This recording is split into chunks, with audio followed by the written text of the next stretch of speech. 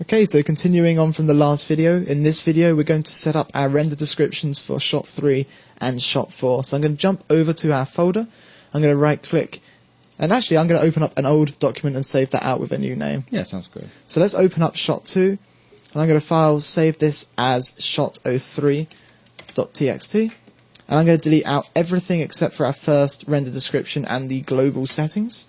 So in this case we're dealing with shot 3, not shot 2, so I'm going to change our shot name and our camera to reflect that. We're going to start at, well, what frame are we going to start at? Let's look through shot camera 3 and scrub until our character enters. Our character enters around 266, 67, so I'm actually going to take this back to 265 and start the shot there. So let's start at 265. I want to run this all the way through to the end of our animation, so I'm going to run this all the way up to 650. So let's start our new render. And in this render, what objects am I going to be setting up? Well, let's start out, we've got the set here anyway, so let's start out by creating the passes for our set. And our set in shots 3 is going to be comprised of our stage, our ladder, and our pool. If we jump over to Photoshop, we saw our set was comprised of stage, ladder, and pool. So the object is going to be our stage, our ladder, and our pool. And we need our secondary spots, so I'm going to leave these in place. So the first lights we're going to set up for are going to be secondary spot 1, 2, and 3. We're going to need a diffuse pass for those. The object name is going to be set, and the light name secondary spots. With the diffuse pass for those spotlights in place, I'm going to copy all of that and paste it, and create a specular pass.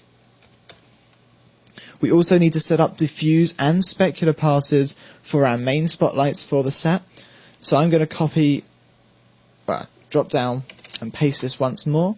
So our objects are going to be stage, ladder, and pool. The lights this time is going to be main spot 1 and main spot 2. We are doing a diffuse pass for the set, but the light name this time is going to be main spots. I'm going to copy this and paste this, changing the pass over to specular. So now we've got our diffuse specular passes for the secondary spotlights and the main spotlights for our set. And that's going to allow us to light our set with all the lights that are illuminating the set. And if we recall, the floor has the same lighting setup with our secondary spotlights and our main spotlights as the set had. So I'm going to copy all 4 of these passes with Control-C, drop down, Control-V, and I'm going to change up these 4 passes so that the object is going to be the floor. Now I am going to double check this, but I do believe that we named the floor object with a capital F. So let's hunt down the floor object. And indeed we did, we named the floor with a capital F, so I'm going to make sure that we've got a capital F in our object. Secondary spots is going to remain diffuse. The object name in this case is going to be floor. I'm going to give the object a nickname of floor with a lowercase f. And I'm going to copy floor with a capital F, replace out our objects for the specular pass for our secondary spots, setting the object name to floor. The objects on our diffuse pass for the main spotlights, setting the object to floor, and also the objects for our specular pass for the main spotlights, setting the object name to floor. So that's our set and our floor in place. So I'm now going to go ahead and set up the lighting for our stadium and also for our audience afterwards. Now our stadium lighting is going to have some of the same lighting that it had in shot 1. It's going to have the same bounce light that it had in shot 1 and also that top light that it had in shot 1. So instead of typing out those 2 passes again, I'm going to jump over, I'm going to open up the shot 1, and we've got our stadium import for the bleachers bounce diffuse, stadium import for the bleachers top diffuse. Both of these lights are still active in this shot, both of these lights are illuminating the stadium in this shot, so I'm going to copy these from this file, Control-C, jump over to our shot 3 file and paste them at the bottom. However, in shot 3 we also now have our main spotlights illuminating our stadium, so I'm going to create a new render with our stadium import as the object. The lights, that's objects, the lights is going to be our main spot 1 and main spot 2. The pass is going to be a diffuse pass. I'm going to give it the object name of stadium and the light name of main spots. We also need a specular pass for these spotlights, so I'm going to copy all of that, paste it, and rename the pass over to specular. So there are all the passes for our stadium. Now for our audience, again, we're going to share some of the passes that we had in shot 1. We're going to have that bounce light again. We're going to have the top light again. We're going to have our rim light, both diffuse and specular again. We're not, however, going to have that ambience light because that was created specifically for shot 1. So let's jump over to shot 1. We need our bounce light, our top light, our rim light, diffuse and specular, but we do not need the ambient light. So I'm going to grab our bounce light, top light, rim light, diffuse and specular for all of our audience from shot 1. Control C to copy these passes, jump over to shot 3 and paste those passes in. So again, we've got our bounce light, that's the red light coming up underneath on our audience. We've got our top light shining down on our audience, and the rim light, diffuse and specular from behind of the audience. You'll notice that we've got all of our audience objects in there and the stadium mask because this is the exact same setup as was apparent in shot 1. Again, as with our stadium, the main spotlights can now illuminate our audience. So I'm going to copy one of these audience passes and paste it.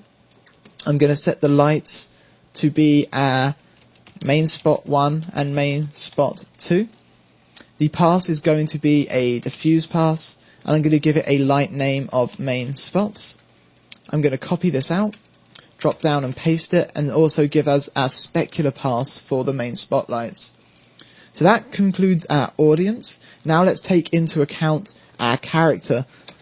Now our character's got a number of lights that are illuminating it in this shot, but we also have to bear in mind that we set up that ladder mask object to mask out our character in case it ever was to pass behind the ladder when doing its dive. So I'm going to make sure that we include the ladder mask object when we're setting up our character passes. So I'm going to paste a new set of render pass in from what I already had on my clipboard, but I'm going to replace out all of our objects with character space ladder mask to make sure that we have that ladder mask in there. And I'm going to start out, we might as well start out with our main spotlights, and then we can move on to our secondary spotlights. So our main spotlights, diffuse pass, the object is going to be our character, and we're going to be setting up our main spots. So I'm going to copy this and paste this for a specular pass for our character. I'm then going to drop down and set up our diffuse and specular for our secondary spots for our character. So let's set our lights to secondary spot 1, secondary spot 2, and secondary spot 3. Again, a diffuse pass for our character, and the light name will be secondary spots. I'm going to copy this and paste this and set the pass over to specular. So now we've got our diffuse and specular passes for our main spots and for our secondary spots for our character. We also need to set up our rim light for our character. So I'm going to drop down and paste in another copy of our objects, lights, etc. Our objects are going to remain character and ladder mask. The lights in this case are going to be our rim, character rim A, character rim B, making sure that we use underscore shot 3 since we're rendering shot 3. So it's going to be character rim A underscore shot 03 and character rim B underscore shot 03. The pass will be a diffuse. Our object is still character, and in this case the light name is going to be character rim. Those lights also emit specular, so let's copy that, paste in a copy, and set our pass over to specular. I'm also going to set up our character fill light for a diffuse pass. So again, our object's character ladder mask, our lights is going to be our character fill underscore shot 03. Again, a diffuse pass for our character, but the light name is going to be character fill. So that's almost all of our character lights. We do have our bounce light to set up. So I'm going to copy this, paste this in. Again, character with our ladder mask. The light in this case is going to be our character bounce. So let's jump back to shot 3 and set our light to character bounce. It's going to be a diffuse pass, object name of character, and a light name of character bounce.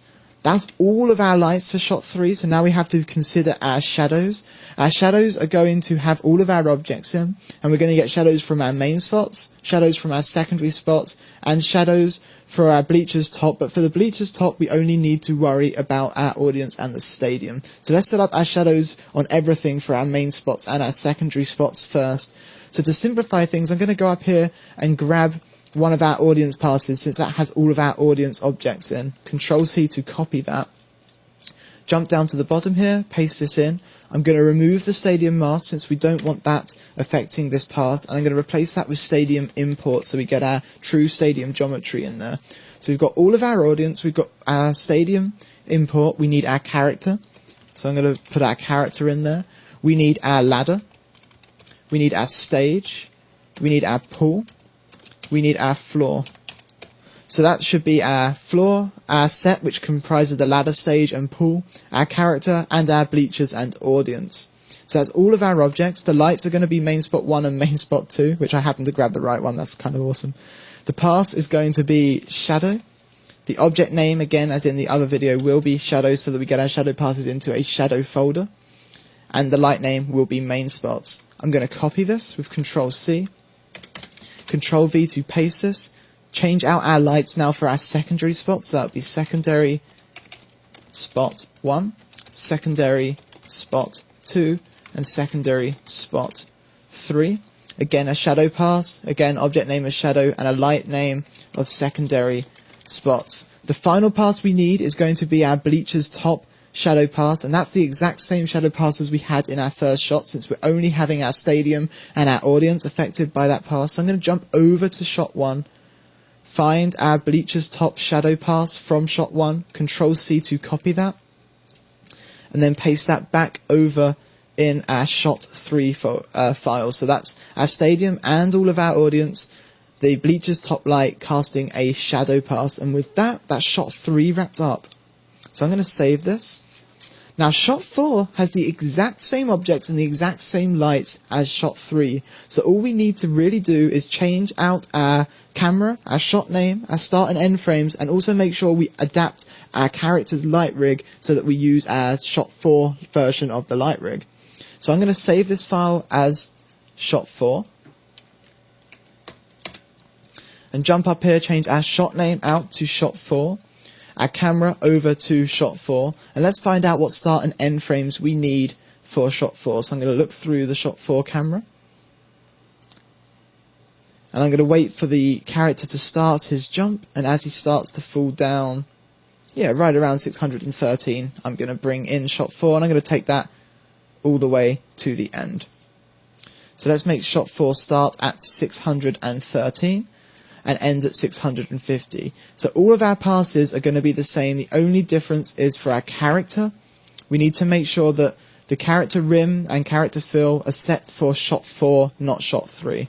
So that's character rim A and character rim B underscore shot 4 for both the diffuse and the specular, and character fill underscore shot 4 for the diffuse pass. With that, we can save that out, and we've now completed all of our render description files for all 4 shots. And now we can actually go ahead and set our tool up to load all of these files in, so when we click our tool, we'd render it out. So I'm going to jump back over to Houdini. I'm going to right click on our tool and come down to Edit Tool. And I'm going to scroll down to the bottom where we've specified a description file to load. We want to load the description file that's up under the render descriptions folder. I'm going to jump up and rename that folder to render underscore descriptions so that I don't have a space, and I got the files open, so it's not going to let me do that. Let's close out those files and rename, because I don't want to have a space in our folder. Fantastic. So render underscore descriptions. So we got C /projects /td vol2 /render underscore descriptions /. And inside the render underscore descriptions folder, we've got shot 01, shot 02, shot 03, and shot 04. So let's specify shot 01.txt. We can copy all of this line, so I'm going to select it, drop down and middle click to paste once, twice, middle click 3 times.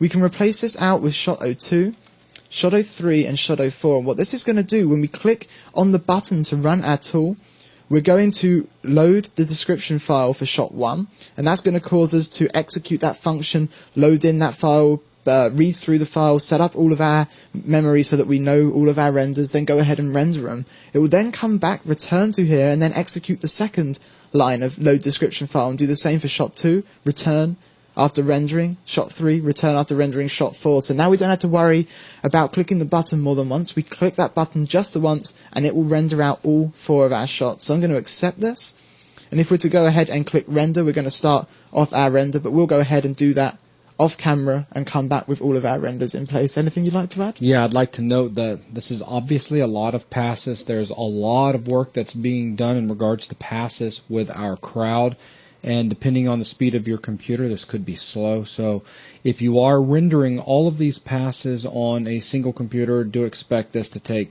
probably a day and a half, maybe 2 days. Depending on the power of the machine, yeah, probably around 2 days. But if you have multiple machines, you can quickly divide your render passes between those machines by creating different render descriptions for each machine and putting a few of those smaller descriptions of a single render in each file. So you could break out our shot 3 file into 3 separate files and render one of those files on each machine if you wanted to speed up things, if you do have multiple machines with multiple Houdinis installed. And while watching Steve put all of these render descriptions together, you may have been thinking to yourself that, was this really necessary? And the answer is yes and no. It depends on if you would like the level of control that we're going to have in the end. In the professional world, this is how it's done. As a matter of fact, this could be considered a light number of passes for a particular shot, where we're seeing anywhere from 17 to 20 passes for a shot. It's not uncommon to have 50, 60, 80, or even over 100 different passes that a compositor would be working with. If you are a bit confused as to all of the entries that were added into the render description, go back and watch it again, or just continue watching, and as Steve begins putting all of these various passes together in the compositor, things will start to make a bit more sense as well. I'd also recommend jumping back to the whiteboard video we did where we gave the overview of the whole render pass process and talked about why we need these different passes and how the objects and lights correspond, because that applies directly here to all of these passes that we've set out. We've really given ourselves a tremendous amount of control, so we will be able to tweak so many things without coming back in and re-rendering our scene, and that's just priceless. So with that, that is going to wrap up this video. Once again, we will do our rendering off screen. Thanks a lot.